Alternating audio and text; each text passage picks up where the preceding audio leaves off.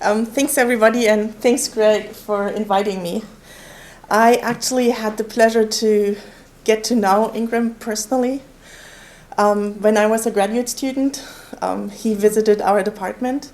So I got my PhD in Augsburg in Germany, and he made Augsburg his base for then hopping all over Europe. So we got to see him once in a while. And my experience matches exactly Greg's experience. He was always extremely approachable, always came up with really good ideas to our unsurmountable problems. And he also introduced us to Swiss Miss. The ones with the little crunchy marshmallows. So I'm very honored to be here at the inaugural Ingram Olkin S3 forum. I'm going to start with a disclaimer.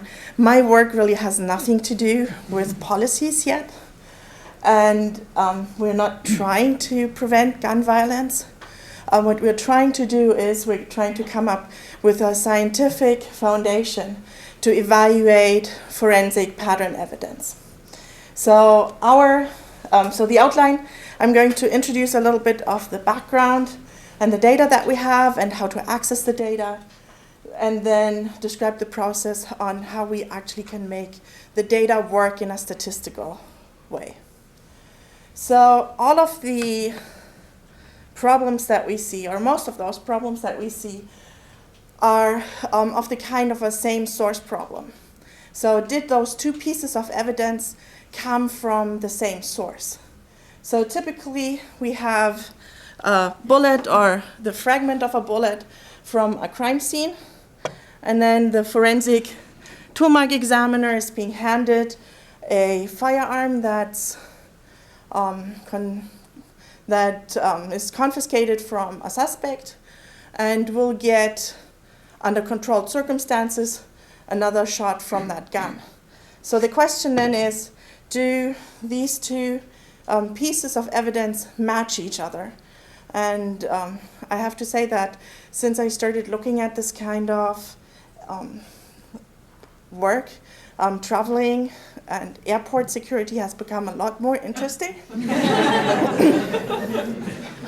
I'm starting now to read actually what I'm not supposed to bring, and I have to think about, do I have a cartridge somewhere in my pockets or not? So far everything has been good. But when you have two pieces of bullets, then you want to line them up so that you can see whether they were fired from the same source. So I'll just pass that along. You can have a look at that.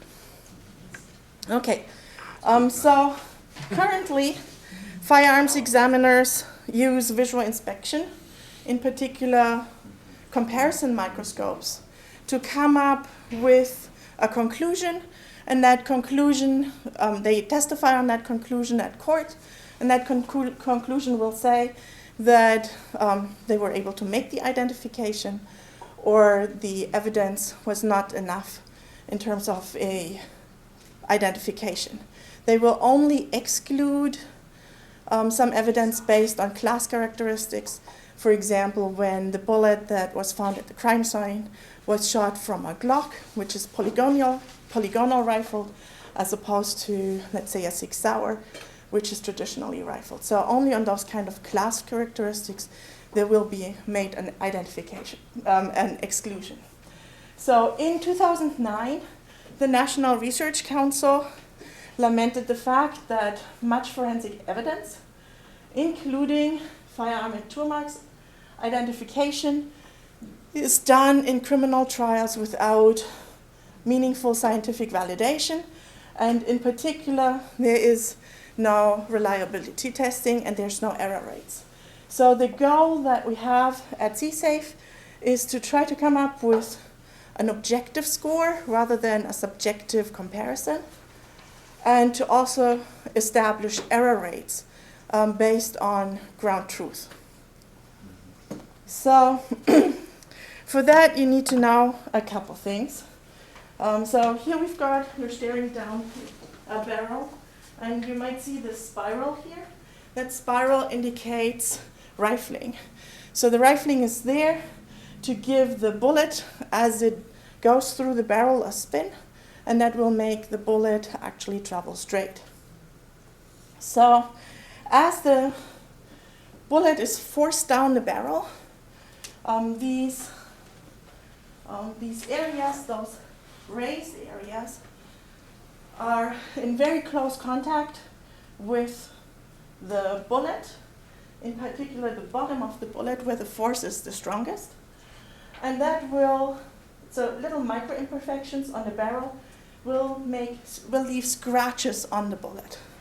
So what we're looking for are these scratches, striae, and then firearms examiners operate under the assumption that every barrel is unique in the way that those striae are engraved on bullets, so that no two bullets that show the same striation patterns could have come from different guns. And that's a tough ask. And it's not verified. And we're talking about every gun that has ever been produced and will ever be produced. So, what can we do? There are some data sources. For example, there's the NISS Ballistics Toolmarks Research Database at this URL. And when you go look this up, you'll find 2D images and 3D scans of cartridge cases, quite a lot of them. So when we're talking about cartridge cases, this is the outer hull that's left behind when a firearm is being shot. So this thing actually flies out of the firearm during the shooting. And what firearms examiners use mostly is this impression here in the back. The firing pin hits the firing cartouche, that explodes and drives the bullet forward, and the breech face leaves, again, unique marks on the cartridge cases. So we have relatively little evidence for bullets. We have a larger amount of data available for cartridge cases. And so at CSAFE, we were trying to come up with some data that will help us, just data, so that we can start some analyses. So what we have are 2 Sensifar confocal light microscopes. We have also 4 undergraduates that are pretty much permanently scanning bullets for us in the lab. We pay them well. And it's a good thing that some of them have very odd working hours, so that the 2 microscopes are almost used for about 20 hours a day. So we get 3D topographic images out of this. And just to show you how that looks like, here's a bullet in a stage, and there's the lens. This is a 20-fold lens, 20-fold magnification. And you see this little green dot. That's actually the area that we're capturing of the bullet. So we're very close to the bottom of the bullet in a land engraved area. So a rendered picture might look something like this. We've got a land from one shoulder to the other shoulder, and then you can see the striae pretty nicely, and then some break off at the bottom of the bullet. We like to include that so that we know what's up and down and we don't get confused with the orientation of those files. So I'm saying, and here's everything in a little bit bigger. So the data that we're getting from the microscope is essentially a grid of x and y values. So we've got a regular grid of x and y, and then a height value in z. The data in our confocal is captured as 0.645 microns per pixel. 1 micron is 1,000th of a millimeter, so you don't see a micron. You might be able to feel about 20 to 50 microns. So when you go over the bullet, you will feel the groove, and you'll be able to feel the difference between a groove engraved area and a land engraved area. So the total captured area for each of the lands is about 2 millimeters across and 0.5 millimeter high at the bottom. And for each bullet, we capture as many scans as the bullet has land engraved areas. That depends on the rifling. So typically we have 5 or 6 lands for each bullet. Okay, so all of that is exported, luckily in an ISO standard file. And that file has an extension of .x3p. And I don't know how many of you have come across that. It's a standard. It's established since about 2015. And there's not a lot of tools that actually allow you to work with the standard. So it's a zip format, so it's a container format that contains a binary file and then an XML file with meta information on the capturing device, on the operator, and then some data-specific records. So that means that there's some need, or was some need, to make tools to actually allow us to work with this data. There's OpenFMC, and they've got a C library that hasn't been touched for 4 years, and then MATLAB code that still works. We've also got a couple of packages that we developed at CSAFE. One's called X3P tools, because it allows you essentially to read and write those files and do some work with it. And then also bullet extractor. So we can read, we can get the data, we can read and write the data. But we also need originals. So we teamed up with a lot of police departments across the US and some forensic science centers, and we got the original data. So we got bullets. And so LAPD, Srinivasan Rathanam, collected 4 bullets for each of a specific type of a Beretta. And by now he's up at 626 Berettas that he's seen in casework. He collects routinely 4 bullets for those and sends them to us. We've worked with Steve Kramer, who has 2 6-hour barrels and collected 2 shots every 25 shots, from 1 shot to 3,000 shots. So that's 192 fired shots from each one of those barrels. Melissa McNally gave us test sets that she also sent out into the community to make to get some results from firearms examiners. So I'll explain those test sets a little bit later when we actually get to one. And then there's also the Hamby study that's talking about 10 consecutively barreled Luger P85s that were shot in the 90s and sent out to firearms examiners, not just across the US, but also internationally. So by now there's more than 400 firearms departments, firearms labs that have seen those different sets and responded to Professor Hamby. So we got the physical objects for our lab and scanned those. So by now we've got about 20,000 scans of land engraved areas. So we've got all of those raw scans. So the question is, how do we get this data or this information into actual data that we can work with from a statistical point of view? So we're starting with those with those scans, and we're trying to identify a region that has pronounced striae. We want to avoid this breakoff, and we know that at the top of the bullet or at the top of the scan, the striae are usually not as well pronounced. So you can see here some little holes That's pretty typical, that's pitting.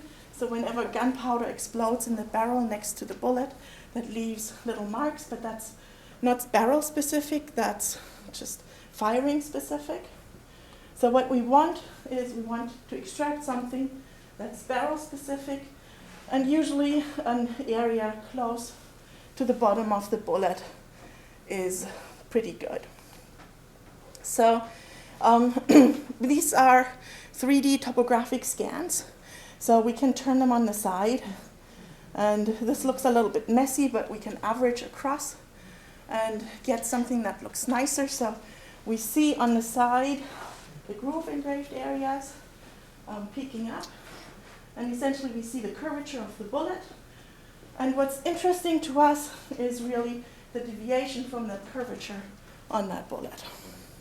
So we're identifying the groove locations because in the next step we allow us to extract the main curvature, and then we switch to the residuals of that, and we call that the signature of that land.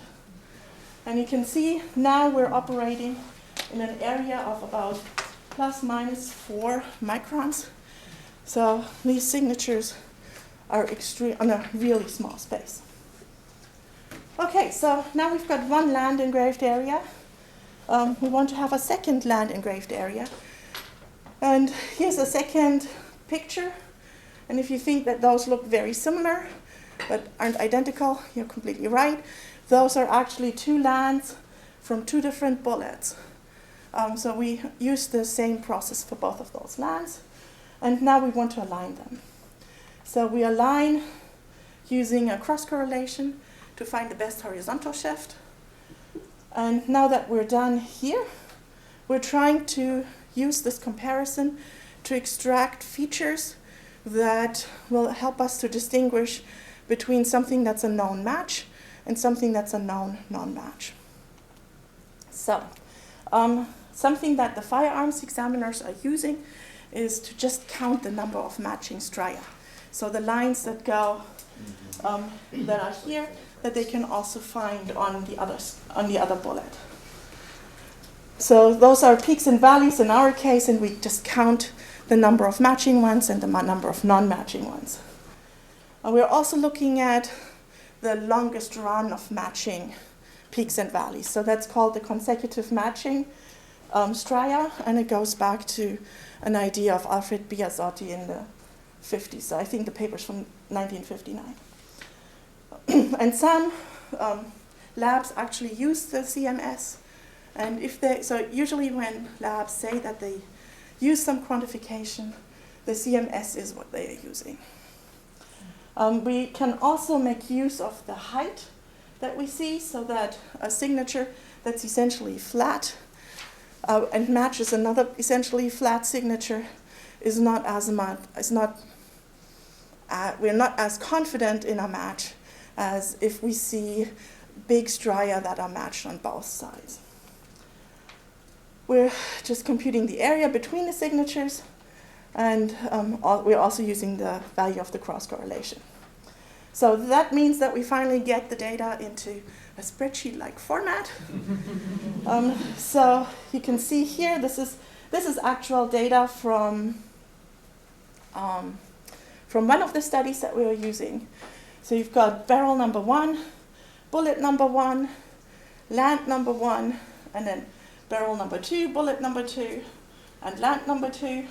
So we should not see a match if the barrels don't match. So here we've got, this line is actually leading up to a match. So bullet number 1 from barrel 1 matches bullet number 2 from barrel number 4. And it's land 1 that matches land 3 on the other bullet. Because during the scanning process, we don't know what land number 1 is, so there's we need to rotate until we find the lands that are in phase with each other. Okay, so that means this is nice data, but we really need to have ground truth. And for that, we've got a firearms examiner who actually tells us ground truth in those studies, it's actually quite simple because we've got so much evidence. So here we've got ground truth, and that means that we're here now in a learning situation. So we can use some tool, or maybe not quite yet. So what you can see here is cross-correlation. So you can have a look at those values. Only the fourth line, where the cross-correlation is actually high, 0.85, is a match. The other values are relatively low. The matches, the number of matches is actually divided by the overall length that we see and rounded to the nearest millimeter. So we've got, on average here for this comparison, 2.16 matches per millimeter that we have, whereas for this land-to-land comparison, we've got 6.14 matches per millimeter. Then CMS is higher. Actually CMS for this one is the highest, but generally the values are lower.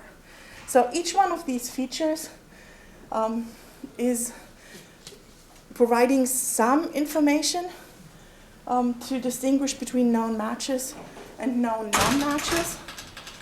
Here they are ordered according to the actual separation that they provide. And you see that from the features that we've identified, the one used by firearms examiners, CMS is actually the worst one. And statistics wins.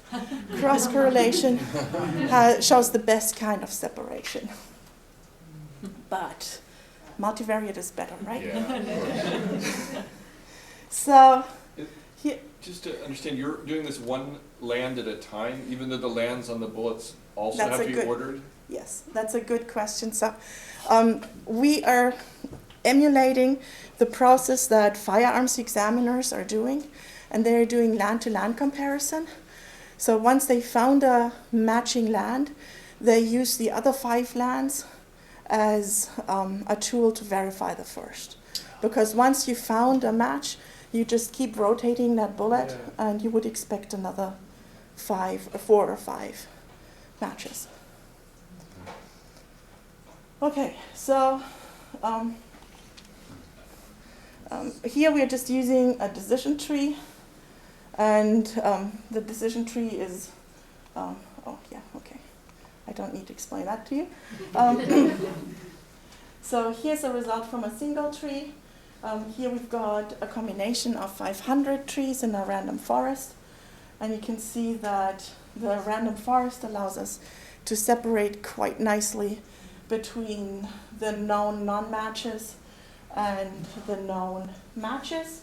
What's pretty typical is that the known non-matches are very dense, and they're very close together, whereas the known matches often show a lot more spread. We've seen that time and time again. Okay, so this is published in some work with my graduate student, Eric here, and also with Alicia Karikiri, the director of CSAFE. So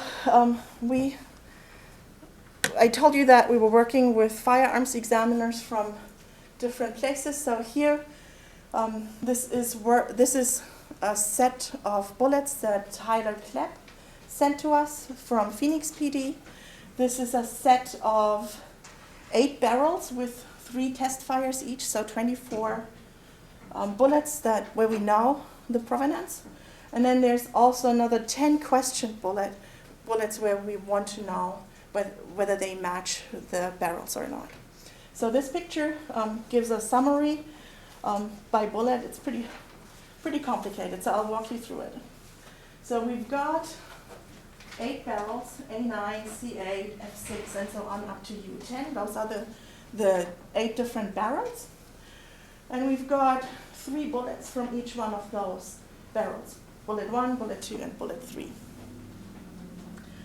And we are putting on the y-axis the question bullets from bullet N to bullet Z. And we're now looking at the score of each one of those unknown bullets. So let's have a look at, say, bullet E. So bullet E has relatively low scores. The color encodes the value from the random forest score, where gray is relatively low, and orange is, the more orange there is, the higher the score. So what we see is that E has a low score for A9, has a low score for C8. But all three bullets on F6 have a high score. And then there's a low score for all of the other barrels. So our assumption was that E would be a match to F6. And here we've asked, so we sent our results back to Tyler, and he said, yeah, you got it right. So we put little frames around every single one of those identifications. So you can also see that 3 of the bullets, Q, Y, and Z, do not match any one of those barrels. So this is the sign of an open set. In an open set study, it's easier to match if you know that a bullet matches one of the set of barrels, so that you only have to find the highest value, rather than to actually determine whether this bullet comes from any one of those barrels or not. So Phoenix was nice, and then we also have a second one of the test sets from Houston with a slightly different structure. So here we've got 5 known barrels with 3 bullets each. So 3 test fires is very often used in crime labs to see whether the bullets actually match to each other. If firearms examiners can't match those together, then there's not a lot of chance to actually match anything from the crime scene. So here we've got 3 bullets each for each barrel. And then, for example, U33 and U36 both show matches with KG. And then they also match to each other, but not anything else. And similarly, U14 and U45 don't match any of the known barrels, but they do match each other. So they likely come from the same barrel, but it's not one of those 5. So this is all pretty promising. So I'm at my conclusions. Those are all preliminary results. So we're not at the point yet that we can implement any of our work in actual labs. But what we're doing right now with Houston is to actually match the score, or figure out whether the scores match what firearms examiners say about the quality of a match. So all of the test kits from Houston are sent out to firearms examiners with the premise to say whether that was a hard match or an easy match, and how confident they are in their conclusion.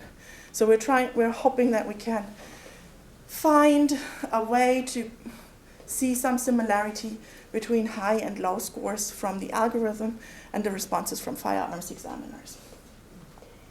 So I can't even start to tell you how rewarding it is to work on a project like this, because it's just, in terms of statistics, this is probably the most impactful area that I've ever worked with.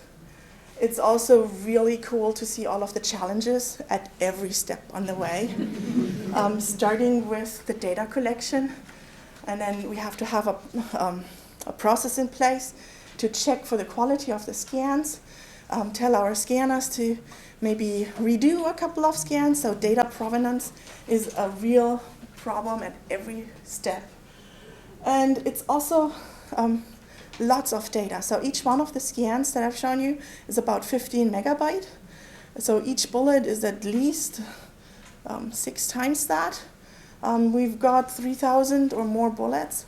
We're filling terabytes of disk space, and that's just for storing the data. That's not even processing the data. So the computational issues are just interesting. I put all of these challenges here in red, and I think we've got sort of a handle on it. There's more challenges for us to come in terms of theoretical foundations. In our random forest, we made the assumption that our data from the land-to-land comparisons are identically distributed, at least from two different, well, almost identically distributed. But the major assumption is that they're probably not independent. Because if we compare land 1 to lands 1, 2, 3, 4, 5 from the other bullet, we don't know whether that leads to dependencies or not. We did some initial exploration. It doesn't seem that it's a big issue, which is why we're using an independence assumption. But it would be just good to solve these kind of problems from a theoretical point of view. And this is not just for bullet evidence. This is for all kinds of pattern evidence that's related to the same source problem, because in the end we always have comparisons. And we compare different things, which increases the amount of data that we've got, but it also increases the amount of dependencies that we have. So it's just very rewarding to work in this area. And in case you want to have some data, just let me know. Thank you.